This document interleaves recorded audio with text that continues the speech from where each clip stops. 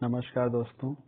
अगर आप भी एसएससी, बैंकिंग, रेलवे या किसी भी चीज़ की तैयारी कर रहे हैं तो यह चैनल आपके लिए ही है। आज हम लेकर आए हैं आपके लिए इकोनॉमिक्स से जुड़ी टॉप 30 वेरी इंपॉर्टेंट क्वेश्चन जो प्रत्येक प्रतियोगी परीक्षाओं में अक्सर पूछे जाते हैं। हमने इससे पहले अभी इकोनॉमिक्स के पार्ट 1 और पार्ट 2 भी बना दिया है। अगर आपने नहीं देखा है तो प्रीवियस वीडियो जरूर देख लेना। ज़्यादा टाइम वेस्ट न करते हुए बढ़ते हैं अपने चैनल की तरफ।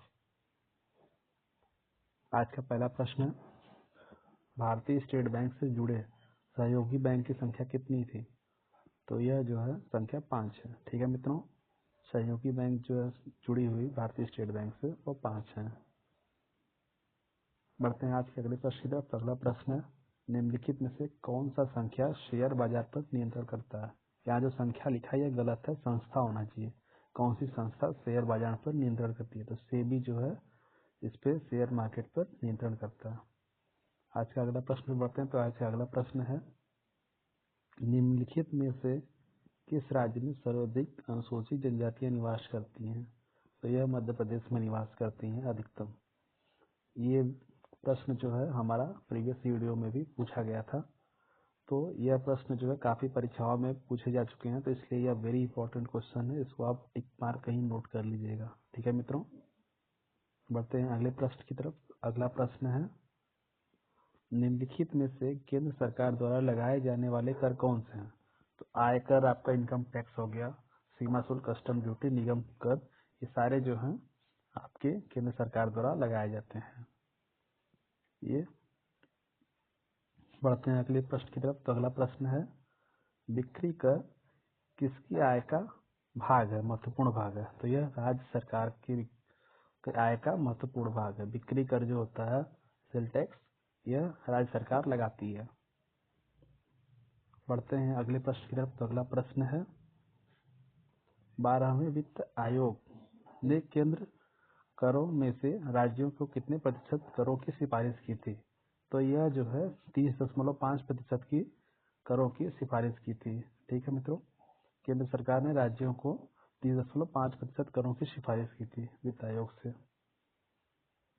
बढ़ते हैं अगले प्रश्न की तरफ। तो अगला प्रश्न है, निम्नलिखित में से प्रत्यक्ष करों में किस कर से सरकार को अधिकतम आय प्राप्त होती है? तो इनकम टैक्स जो होता है, आयकर, उससे सरकार को सबसे अधिक राजस्व प्राप्त होती है। ठीक है मित्रों, सबसे अधिक राजस्व किससे प्राप्त होती है? तो इनकम टैक्स से सबसे अधिक, आयकर से सबसे अधिक राजस्व प्राप्त होता है। ये बहुत ही इंपॉर्टेंट क्वेश्चन है, इसको कहीं नोट कर लीजिएगा। बढ़ते हैं अगले प्रश्न की तरफ। तो अगला प्रश्न है, निम्नलिखित में से किस बैंक में कोई व्यक्ति अपना खाता नहीं खोल सकता? तो वह आरबीआई है। ठीक है मित्रों, आरबीआई में कोई अपना खाता, रिजर्व बैंक में कोई अपना खाता नहीं खोल सकता। इसको बैंकों का बैंक भी कहा जाता है। आरबीआई से जुड़े बहुत सारे प्रश्न बनते हैं, तो इसको आप लोग थोड़ा ध्यान से पढ़िएगा। अगर आप बैंकिंग का परीक्षा देने जा रहे हैं तो यह प्रश्न आपके लिए इम्पोर्टेंट है। बढ़ते हैं अगले प्रश्न की तरफ। तो अगला प्रश्न है, मंदड़िया एवं तेजड़िया शब्दावली किससे संबंधित है? तो मंदड़िया और तेजड़िया से पहले आप समझ जाओ मंदी और तेजी। मंदी और तेजी का नाम आपने सुना होगा शेयर मार्केट में। ठीक है, तो यह शब्द आपका शेयर बाजार से संबंधित है। मंदी की अवस्था होता है तब आती है जब शेयर मार्केट डाउन होता है, और तेजी मतलब शेयर मार्केट ऊपर जा रहा है जब। ठीक है मित्रों, बढ़ते हैं आज के अगले प्रश्न की तरफ। आज का अगला प्रश्न है, इंपीरियल बैंक का आंशिक राष्ट्रीयकरण भारतीय स्टेट बैंक की स्थापना कब की गई थी? ठीक है, तो इंपीरियल बैंक को बदल करके भारतीय स्टेट बैंक किया गया था। तो वह कब किया गया था, यही पूछ रहा है। ठीक है, तो यह जो है सन 1955 में इसकी स्थापना स्टेट बैंक की गई थी। बढ़ते हैं अगले प्रश्न की तरफ। तो अगला प्रश्न है, भारत का केंद्रीय बैंक कौन सा है? तो भारतीय reserve bank, reserve bank of India, यह जो है भारत का केंद्रीय बैंक है। ठीक है मित्रों, आरबीआई जो है यहाँ का केंद्रीय बैंक है। बढ़ते हैं आज से अगले प्रश्न की तरफ। तो हमारा अगला प्रश्न है, राजा चलैया समिति, ये जो राजा चलैया समिति है इसका संबंध किससे है? तो इसका संबंध करों में सुधार के लिए है, इसका संबंध है। ठीक है मित्रों, करों में सुधार से इसका संबंध है। बढ़ते हैं आज के अगले प्रश्न पे। तो हमारा अगला प्रश्न है, भारत की विधिग्राह मुद्रा, मतलब कि भारत की घरेलू मुद्रा जो है वो कौन सी है? तो वह है रुपया। भारत की राष्ट्रीय मुद्रा रुपया है। अमेरिका की डॉलर है, यूरोप संघ की यूरो है। तो इसी प्रकार से भारत की राष्ट्रीय मुद्रा रुपया है। आज के अगले प्रश्न पर बढ़ते हैं। तो हमारा अगला प्रश्न है, भारतीय जीवन बीमा निगम की स्थापना कब की गई थी? तो 1956 में भारतीय जीवन बीमा की स्थापना की गई थी मित्रों। ठीक है मित्रों, भारतीय जीवन बीमा LIC की स्थापना लाइफ इंश्योरेंस कॉर्पोरेशन का 56 में की गई थी, 1956 में। ठीक है मित्रों, इसी तरह से और भी अच्छे अच्छे क्वेश्चन हम आपके लिए लेकर अगले भाग में लेकर आएंगे। और विशेष से अगर अभी तक आपने चैनल को सब्सक्राइब नहीं किया है तो प्लीज़ आप चैनल को सब्सक्राइब करें और अधिक से अधिक लोगों को शेयर करें। वीडियो अच्छा लगे तो इसको जरूर लाइक करें। बढ़ते हैं अगले प्रश्न की तरफ। तो अगला प्रश्न है, भारत में जनसंख्या विभाजन देश दशक किसे माना जाता है? तो जनसंख्या का विभाजन और दशक जो है किसे माना जाता है? तो सन 1911 से लेकर 1921 ईस्वी को जनसंख्या विभाजक दशक माना जाता है। इस 10 साल में जनसंख्या विभाजन का कार्य हो रहा था। ठीक है मित्रों, बढ़ते हैं अगले प्रश्न पे। तो अगला प्रश्न है, टोक्यो स्थित स्टॉक एक्सचेंज का क्या नाम है? ठीक है मित्रों, तो टोक्यो में जो स्टॉक एक्सचेंज है उसका नाम निक्की है। मित्रों, टोक्यो में जो स्टॉक एक्सचेंज है उसका नाम निक्की है। बढ़ते हैं आज के अगले प्रश्न पे। तो हमारा अगला प्रश्न है, 1 रुपए के नोट पर किसका हस्ताक्षर होता है?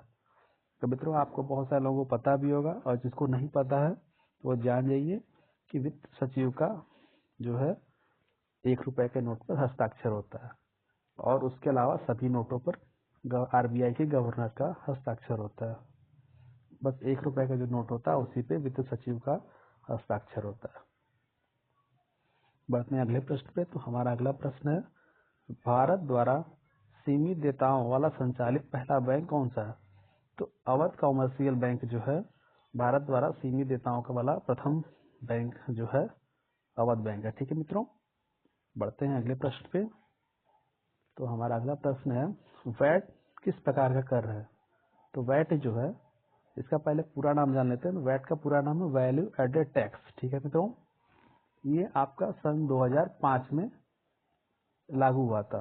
1 अप्रैल 2005 से ये स्टार्ट हुआ था। तो यह जो है अप्रत्यक्ष नहीं प्रत्यक्ष कर है। ठीक है मित्रों, वैट जो है आपका प्रत्यक्ष कर में शामिल होता है। बढ़ते हैं आज के अगले प्रश्न पे। तो हमारा अगला प्रश्न है, वैट कब लागू हुआ था? भारत में वैट कब लागू हुआ था? तो 1 अप्रैल सन 2005 में वैट लागू हुआ था, जो कि हमने आपको पहले ही बता दिया है। बढ़ते हैं आज के अगले प्रश्न पे। तो हमारा अगला प्रश्न है, रेखी समिति का संबंध किससे है? तो रेखी समिति का संबंध जो है अप्रत्यक्ष करों से है। बढ़ते हैं आज के अगले प्रश्न पे। तो हमारा अगला प्रश्न, निम्नलिखित में से अप्रत्यक्ष कर कौन सा है? तो उत्पादन कर, सीमा शुल्क, तट कर, ये जितने भी कर हैं ये सभी अप्रत्यक्ष कर में शामिल होते हैं। इनकम टैक्स आपका हुआ, ये सब प्रत्यक्ष कर में शामिल होता है। बढ़ते हैं आज के अगले प्रश्न पे। तो हमारा अगला प्रश्न, नरसिंघम समिति का संबंध किससे है? तो नरसिंघम समिति का संबंध बीमा सुधारों से है। ठीक है मित्रों, नरसिंघम समिति का संबंध बीमा सुधारों से है। बढ़ते हैं हमारे अगले प्रश्न पे। तो हमारा अगला प्रश्न है, नाबार्ड की स्थापना कब हुई थी? तो सन 1982 में नाबार्ड की स्थापना हुई थी। ठीक है मित्रों, सन 1982 ईस्वी में नाबार्ड की स्थापना हुई थी। बढ़ते हैं आज के अगले प्रश्न पे। तो हमारा अगला प्रश्न है, मुद्रास्फीति से लाभान्वित होता है? मुद्रास्फीति मतलब मुद्रा का फैलाव, स्फीति मतलब होता है फैलाव। ठीक है, तो मुद्रा का फैलाव, मुद्रास्फीति का यही मतलब होता है। जब मुद्रा बहुत ज्यादा मात्रा में जाती है तो उसको मुद्रास्फीति कहते हैं। तो मुद्रास्फीति से कौन लोग लाभान्वित होते हैं? तो ऋणी वर्ग लाभान्वित होता है। ठीक है मित्रों, बढ़ते हैं अगले प्रश्न पे। तो हमारा अगला प्रश्न है, 14वें वित्त आयोग के अध्यक्ष कौन थे? तो 14वां वित्त आयोग के अध्यक्ष, 14वां तो बीत गया, तो 14वां वित्त आयोग के अध्यक्ष जो है वाई रेड्डी जी थे। ठीक है मित्रों, यह आरबीआई के गवर्नर भी रह चुके हैं, वाई रेड्डी जी थे। बगले हैं, पढ़ते हैं आज के अगले प्रश्न पे। तो हमारा अगला प्रश्न है, देश में कृषि एवं ग्रामीण विकास हेतु वित्त सुविधा उपलब्ध कराने वाली सर्वोच्च संस्था कौन सी है? तो नाबार्ड जो है वित्त आपको मुहैया कराती है। फिर से क्वेश्चन पढ़ते हैं, देश में कृषि एवं ग्रामीण विकास हेतु वित्त सुविधा कौन उपलब्ध कराता है? तो नाबार्ड जो है आपको ग्रामीण विकास के लिए वित्त सुविधा उपलब्ध कराता है। ठीक है मित्रों, बढ़ते हैं आज के अगले प्रश्न पे। तो हमारा अगला प्रश्न है, बैंक नोट प्रेस कहाँ स्थित है? तो भारत का बैंक नोट प्रेस जो है आपका देवास में स्थित है।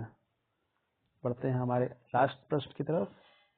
तो हमारा अगला प्रश्न है, भारत का वित्त वर्ष कब प्रारंभ होता है? तो भारत का वित्त वर्ष फाइनेंशियल ईयर 1 अप्रैल से स्टार्ट होता है। ठीक है मित्रों, ये बहुत ही जरूरी इंपॉर्टेंट क्वेश्चन है, प्रत्येक परीक्षाओं में अधिकतर पूछे जाते हैं, इसको आप लोग नोट कर लीजिए। भारत का फाइनेंशियल ईयर 1 अप्रैल से शुरू होता है। ठीक है, और अंग्रेजी का आपका पहला जो है 1 जनवरी से स्टार्ट होता है। बढ़ते हैं अगले प्रश्न पे और लास्ट प्रश्न पे। तो हमारा आखिरी प्रश्न है, देश का सबसे बड़ा वाणिज्यिक बैंक कौन सा है? तो भारतीय स्टेट बैंक देश का सबसे बड़ा वाणिज्यिक बैंक है।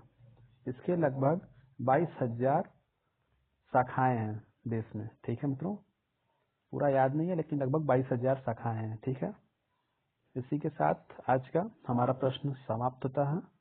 मिलते हैं अगले वीडियो में। अभी तक अगर आपने चैनल को सब्सक्राइब नहीं किया है तो प्लीज़ चैनल को सब्सक्राइब कर लीजिए और अधिक से अधिक लोगों को शेयर करिए। वीडियो अच्छा लगे तो लाइक करिए। तब तक के लिए नमस्कार, मिलते हैं अगले वीडियो में।